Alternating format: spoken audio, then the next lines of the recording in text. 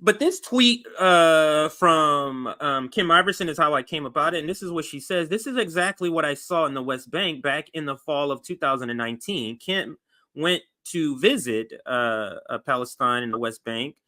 And she's saying this is exactly what she saw. And now let's go to the tweet by Christiane. I think that's how you say her name. I'm a poor.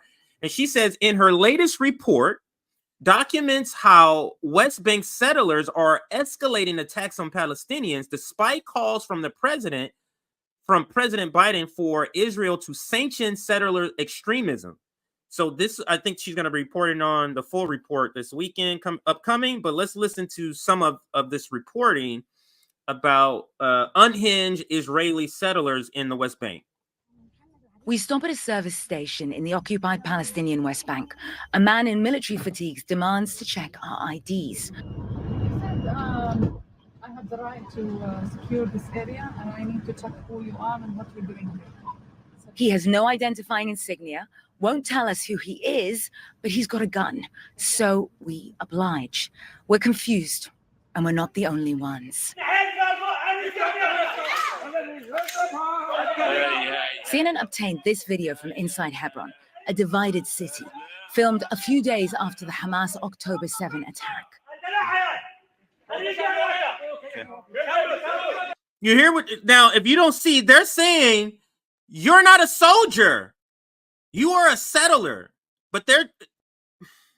So if you recall a stream that Nick and I did, I mean, he said he had said this before. He said there is, and also Scott Ritter, there are no innocent civilians in the West Bank or even in Israel.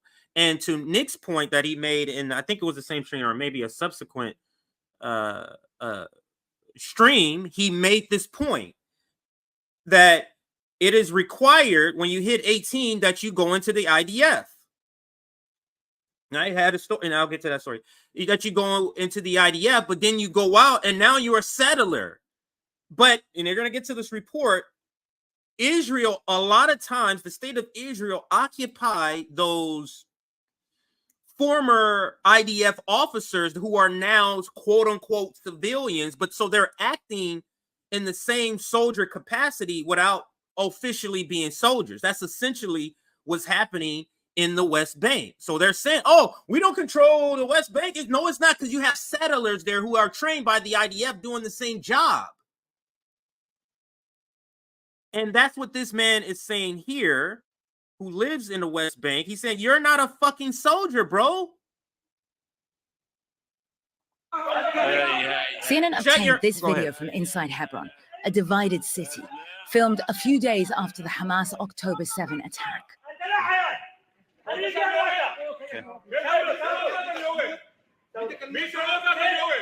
The Palestinian man won't comply. He says he recognizes the man with the gun as a settler, not a soldier. In this tense climate, if a soldier issues an order, you comply. But is everyone with a gun and fatigues a soldier? The West Bank is under Israeli military occupation. It's also believed to be home to almost 750,000 settlers, Israeli civilians living in the occupied territories. Settlers consider this part of their biblical homeland and are expanding into Palestinian territories, even though the UN Security Council considers their presence illegal. Yet settlers are integral to Israel's security plan in the occupied territories. As Israel defense... Settlers are integral, they said it with an accent, but integral to the Israeli state in West Bank. Why is that if they're civilians? How can that be if they're civilians? That's because they're not. Defense Force reservists and settlement security squads. Responding, the IDF says, to security threats in settlements, towns, and villages. Palestinians told CNN they consider armed settlers a greater threat than ever before. Their remit from the IDF is blurring the lines as settlers encroach on Palestinian land. Like here, in the Palestinian village of Tuwani, where there's a settlement at the top of the hill. In this video, you see men in military fatigues. The IDF equips both civilian settler security squads and soldiers in the region. As you can... You hear that? The IDF equips them. Those are settlers. These are not soldiers here. Where they get these fatigues and these arms from? The IDF. As you can see here, it's almost impossible to differentiate. They point their rifles at residents and then... Let me rewind so she can make the point as a linear point instead of an interruption. As you can see here, it's almost impossible to differentiate. Like always, I didn't rewind far enough, so let me go back far enough. Here, this is where I'm going to start. From the IDF is blurring the lines as settlers encroach on Palestinian land.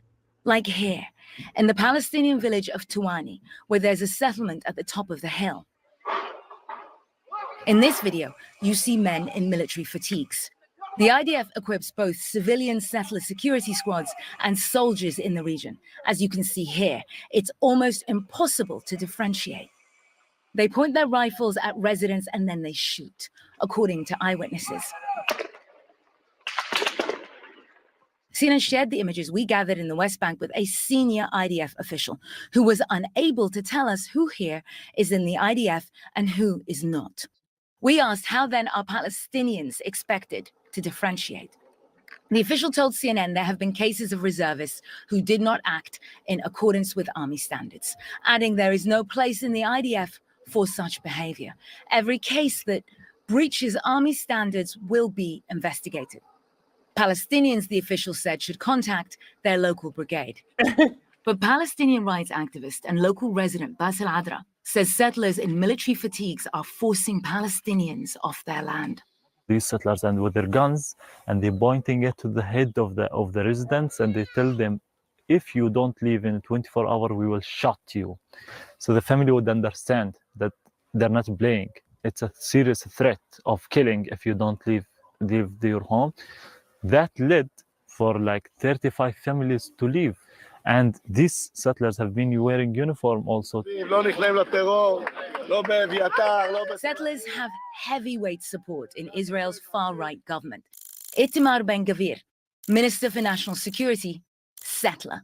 After the Hamas October 7 attack, Ben-Gvir loosened gun permit regulations, making it easier for tens of thousands of Israeli civilians to bear arms.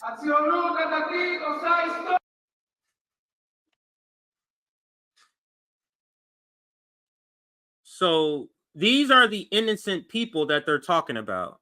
These settlers, are they innocent to you?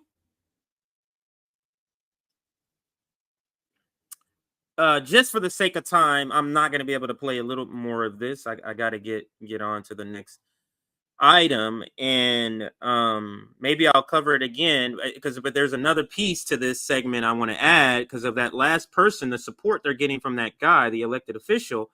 Let me go to Real Nico. Real Nico, where is it? Here it goes. Real Nico House Nico House, I'm saying his full Twitter name. His name is Nico.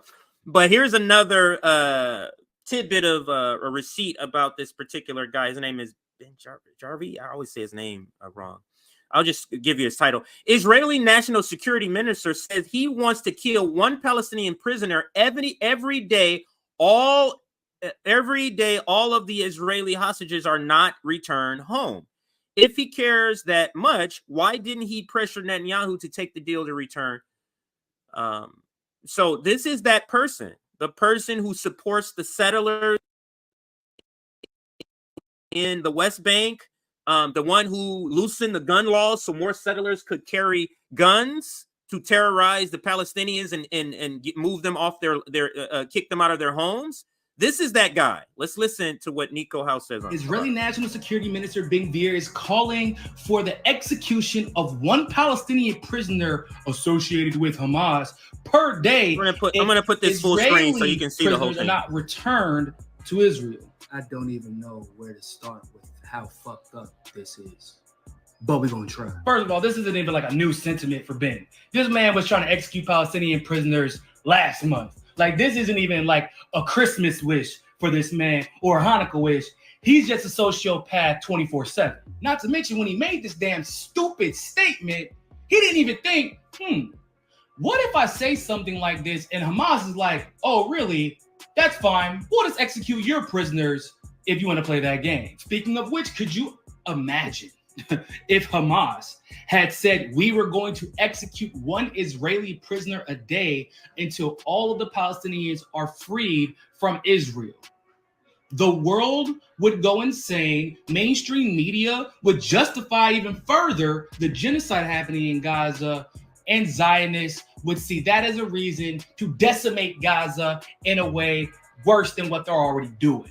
But I hope you weren't one of the ones that made the mistake of thinking this is actually about him caring about Israeli prisoners, because there was a deal on the table to exchange 100% of Palestinian prisoners and 100% of Israeli prisoners, and they said no, which means this threat wouldn't even be necessary if you would have just exchanged the prisoners.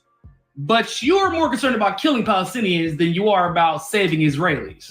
And of course, he's trying to justify murdering Palestinians in prison by associating them with Hamas. But you all should remember that 233 out of the 300 prisoners that were released weren't even formally charged and were held as administrative detainees. In other words, they were just going to kill a bunch of people. It didn't matter if they were Hamas. They want to tell you they were Hamas so that they don't look like the murderous, animalistic psychopaths that they actually are. Like, did they really believe that we were going to believe that they actually were going to kill people that were associated with Hamas? Bruh, y'all call kids Hamas before you kill them. Y'all literally call nuns Hamas before you kill them. Y'all call pastors and journalists and women and Christian and Muslim and like literally anyone you want to kill indiscriminately, you just call them Hamas. Bro, you just want to kill Palestinians. So just say that instead of pretending like you actually give a fuck about Israeli prisoners. Spot on. That's Nico House. Shout out to Nico House. Hasn't been on. We got to bring him on soon.